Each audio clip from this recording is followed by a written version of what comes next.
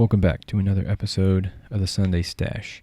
This is episode number 6, and I'm still trying to get on a normal schedule for uploading. I was actually out of town this week from last Thursday to today. I ended up driving back home today, so I didn't really get an opportunity to do much research or anything like that. So this episode's a little, I guess, a little bit quick. I didn't really do a ton of research for it. I did do some, but it's more of some topics that kind of happened over the week, and I'm just going to talk real quick about 2 of them, and they actually will tie in together at the end, and it'll actually make a little bit more sense. But anyway, this week I'm not actually going to talk about the election as I would like to, but because it's been so crazy and the election is actually still going on and the news is all over the place, I don't really want to say anything about it because there's still so much happening. They projected Joe Biden to be the president since many of the votes have been tallied for him, but Trump is going to contest the hot spots, or I guess what are considered swing states, which from what I've kind of paid attention to, Georgia, Pennsylvania, Michigan, Wisconsin, Nevada, and I think Arizona. So everything's pretty hotly contested in those states. It's pretty wild, and I really want to steer as far away from that as I can. Twitter and Facebook are absolute madhouses right now. Today it's been a lot about football, but I guess Tuesday, Wednesday, Thursday, Friday, and Saturday, and even some stuff on Sunday has been pretty crazy. So yeah, it's pretty wild right now. The main reason that I want to stay away is because there's so many accusations being thrown around that it's hard to know what's actually true and what's actually false. As the time goes on, the truth will come out and we'll be able to move forward. But as of right now, it's pretty wild. You'd have to be blind to think that all of this craziness wouldn't happen. The past 4 years could tell you that. If Trump wins this election, then the left was going to just continue to attack him and talk about how it was illegitimate and how some foreign government helped him out, or basically call half of the country racist or something like that. And if Biden wins, then obviously what you've got now is it's a fraud. So that's I want to be able to do some research on the election and talk about it in a knowledgeable way, as opposed to just sitting and talking about, oh, Biden won this and he won this and he won this, or talking about the voter fraud accusations that have been thrown around. So I would prefer to just kind of leave it alone for right now and move on from that. So here soon, I'm sure we'll have some more information. But right now, it's a total mess, and people are just yelling at each other. So, but that kind of brings me to my topic of the week of news. And second topic is the TV show that's on Netflix right now. I don't think it's trending right now, but I think it was trending the other day. It's Forged in Fire. So they will actually be drawn together at the end, but I do want to kind of talk about the news and everything kind of based on this election thing, because it's curious on how we get our information. There are tons and tons of sources out there, and can they all be trusted? Right? Is CNN fake news? Right? We've had Donald Trump for the last 4 years standing up there talking about how CNN was fake news. He'd say fake news to anybody that he didn't like, anybody that was critical of him. Fake news. Is Fox News real news? He used to listen to Fox News all the time. Is OAN, credible news sources, right? There are all of these questions out there, and you wonder who can be trusted. Now, there are media bias charts available online, and all you really need to do is search them, right? And I did it, and it kind of gives you who's left, who's right, who's center, who's more right center, who's left center, and all that kind of stuff. So, you have the Associated Press, Axios, the BBC, NPR, Reuters, The Hill, USA Today, The Wall Street Journal, at least the one that I am looking at they're listed in the center. The New York Post is right center. CNN News Only is left center. CNN Opinion is left. BuzzFeed News is left. The Blaze, Breitbart, those are all right. Fox News Opinion is right. Fox News News Only is considered right center. The Wall Street Journal, I guess Opinion is considered right only. USA Today is center. Some of them that aren't on here, I guess, is Alex Jones's InfoWars. That one's like super right wing, and it's not even, if you look at the one that's actually like it's like an N. I think InfoWars is super far right, and all the way down at the bottom of basically everybody says that they make stuff up. So it's fairly crazy. It's actually a good thing to go and take a look at, to just kind of figure out where your news sources fall on that.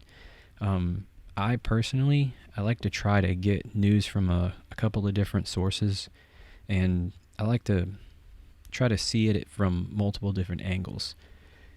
That way I'm not getting essentially spoon-fed this one particular idea, right? If you can stand to listen to a biased news source, right? If you get news from the right and news from the left, and then you get your news from the center, it's actually going to be a little bit better for you than if you just get news from the right, or if you just get news from the left.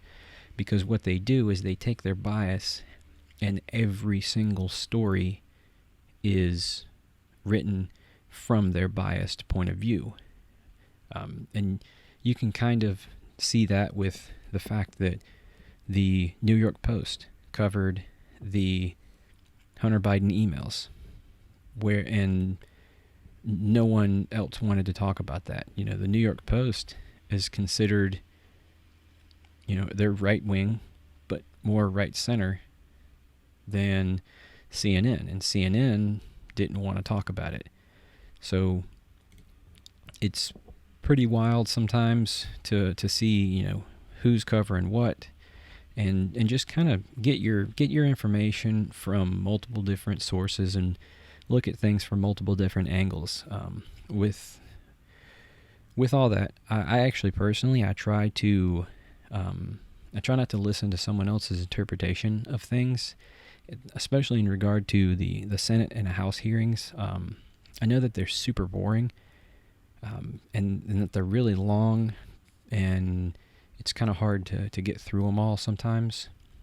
I by no means listen to all of them, but I think it's actually good to listen to. Sometimes, it's better to listen to the full thing than it is to get the highlights from some political pundit who's just going to, if you got somebody on the right wing, they're going to get all the Republicans' point of views and show you those. And if you got a left-wing political opponent, they're going to get all the Democrat points of view and show you those. And they're going to say, they're going to show you all the bad points of view from the right.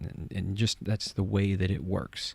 So I know that it's tough and I know that it's boring, but sometimes it is necessary to do so that you kind of develop your own mentality and your own way of understanding those Senate and House hearings. For me, I put it on either double speed or 1.5 speed to kind of get through it a little bit quicker. Spoken language is a little bit easier to listen to, in my opinion. It's a little more difficult to read quickly than it is to listen quickly. So, depending on the person, 1.5 speed or double speed, and it actually is not too bad. Sometimes it's not too bad to get the highlights from political opponents and then go to the Senate hearing and get the full context, because realistically, the media loves taking things out of context. They'll cut anything out, and a lot of the times what we get is just little snippets of what people say, and we don't get the full thing. So sometimes if you listen to the entire sentence, or you listen to the sentence prior to something that a person says, it gives you that context instead of just hearing the one sentence that they said in a 5-minute speech or a 10-minute speech or a 30-minute speech. You listen to the one thing that they said and take that completely out of context. So context does matter, contrary to what a lot of people think. So with all that being said, that's the news. Now, moving on to the second topic, and I'll tie this all together here at the end. But so this week, I watched a lot of the show Forged in Fire. I think it's season 6 that's on Netflix, and I'd kind of watched some of this show a few years ago when it had originally come out on, I think it's the History Channel, and I think it's a pretty good show. It's definitely grown a lot as a show. The premise is basically the same for each episode, where you have 4 blacksmiths. They come in and they build a knife or some sort of knife, a couple of knives. Sometimes they'll do throwing knives. Sometimes they give you a strict base of what you need to do, or they'll tell you how to do it. They'll basically tell you that you need to build it out of like a car or a toy truck, or they'll give you a ball bearing and they say you need to forge those together and everything. And it's the same premise, that one person after the first round gets kicked out.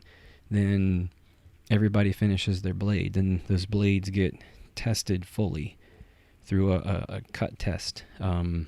It gets tested through a hardness test. And then another person will get cut. And then they send each person to their home forge. And at that point, the people are able to make a more complicated blade, and they get a couple of days to do it, and then they come back and they run through some more tests, and whoever wins gets $10,000. And it's a pretty sweet show, in my opinion. Now, with all that being said,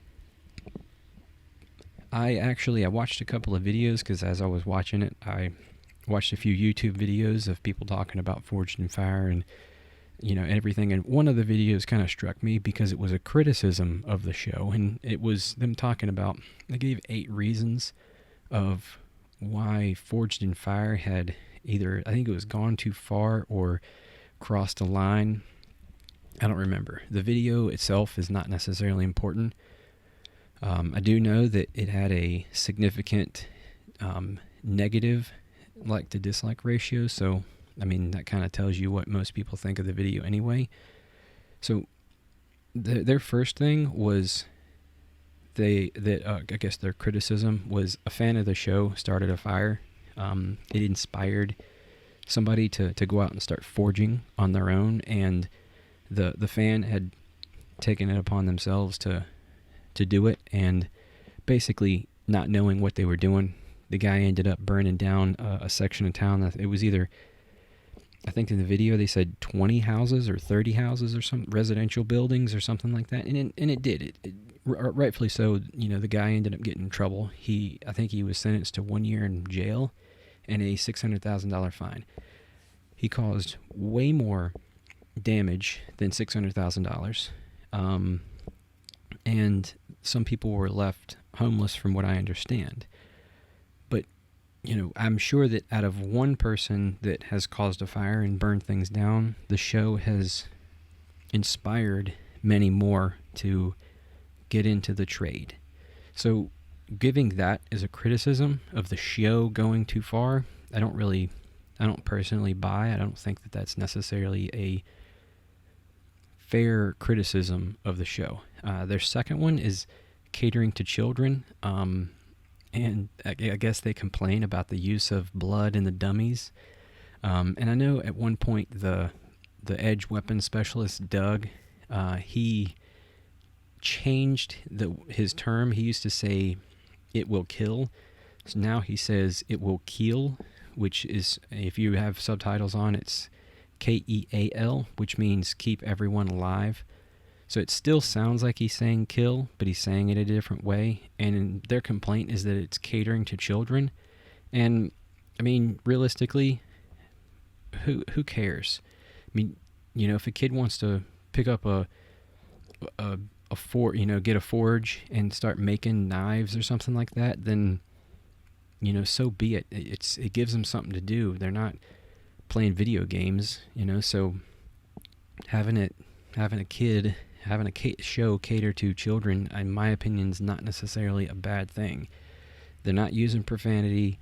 They're not using, they're not doing anything bad. It's not, some of these other stupid shows that are out there. So I think catering to children, not necessarily a bad thing. Their third point, sketchy towards female contestants. Yeah. I mean, there's not a lot of women that do forging. There are some, but the show is technically friendly to women. There have been women on the show, and I think that there's been women that have actually won some of the challenges. But and one of the things that their criticism of this show, one of the things was, I guess there was a person, maybe a producer of the show, who said, we're not just going to put women on the show just to have women on the show, which is very understandable. If you're not just going to put someone on the show that doesn't know what they're doing. Forging is a skill. It's a trade. It's not, American Ninja Warrior, where anybody can just jump up in there and do it. It requires a certain level of skill. You can't just put somebody in the competition without knowing what they're doing. It's a very dangerous thing. You're heating up this stuff. When they put it into the oil to quench it and harden the blade, flames go everywhere. If you're not expecting those flames, it can be very dangerous. So to just throw women into that role would be irresponsible of the show. And then that would end up being a criticism on here. I personally have no doubt that women would be good at forging. It's just typically men do it. There's significantly more men out there that do forging than there are women. So the criticism of that is pointless, in my opinion. Another criticism that they had was condition of the set, complaining about being dangerous and hot, and how some of the contestants have to take a break, and sometimes they get disqualified for taking breaks and stuff. And yeah, it's forging. It's going to be dangerous. That's just the way that it is. You're not going to make the set of a forge shop completely safe. So complaint, you can go ahead and toss that out. Graphic content, their fifth complaint. Basically, another complaint about children watching. Yeah, it's a show about knives and swords and stabbing and making sure that they can cut. That's the whole point. These weapons are historical. The purpose of recreations is to show what they can do and what they did when they were first made. Their criticism number 6, or where they went too far, was something about Almost a Gun Show. Honestly, I couldn't really follow that criticism. I thought that it was stupid, so I'm not even going to really talk about it. Criticism number 7 was Jay Nielsen, which is one of the hosts, that he lets his kids forge weapons. Yeah, the guy's a master blacksmith. It's going to happen. They're his kids. He'll let them do what he wants them to do. Move on. Who cares? And then their last criticism was neither Doug nor Will know how to forge. Yeah, don't really care. Doug's point on the show is a weapons expert. He's there and he's tasked with doing the slicing and judging the slicing and the ability of the blade to cut or to kill. His job is not to judge on the ability to forge. So that point doesn't matter. And Will, he's the host. He literally announces the rules and tells the contestants the things from the judge. No one expects Will to know how to forge. It's a dumb point. So this video that I'd watch is completely stupid. There's actually multiple videos that I'd seen that kind of talk about all the same things. But that video, the one particular one that I watched, it was filled with a lot of blank space and just barely got over the 10-minute mark. So I kind of have a feeling that they were just trying to meet the algorithm mark so that they can get views. So as I mentioned before, I will tie these in together. So with all of that being said, I talked about the news and I talked about Forged in Fire and these people's complaints about Forged in Fire. And at the end of the day, if you don't want to watch it, turn it off. Same with the news, social media, TV shows. There's plenty available out there that you can watch what you want. Turn it off. That's all. Maybe it will be good for us to turn the TV off, shut down the computer, maybe even downgrade to a flip phone. It's unlikely that any of that's going to happen since we've developed these habits, and this is the way the world works now. We should be less sensitive, though, especially with shows like Forged in Fire. It caters to a particular audience.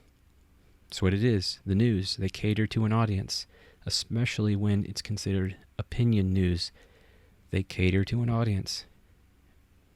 Turn it off. No one's forcing you to read The Art of the Deal, just as no one's forcing you to read CNN. The good news is that this is 2020, and there's something for everybody. Watch what you want, enjoy it. The only issue that would arise is if the government or big tech decides to shut down free speech, and I don't really see that happening anytime soon. So feel free to turn off whatever it is that you don't like to see and move on with your life. So I'll be back next week with another episode. I don't really know when I'm going to talk about the election again. Maybe we're looking at another 2000 type election where we won't actually know the official results for a while, but we'll see. Once everything kind of settles down, I might go into a little bit more and talk about that. But be sure to like, share, comment, and subscribe, and I'll see you next week.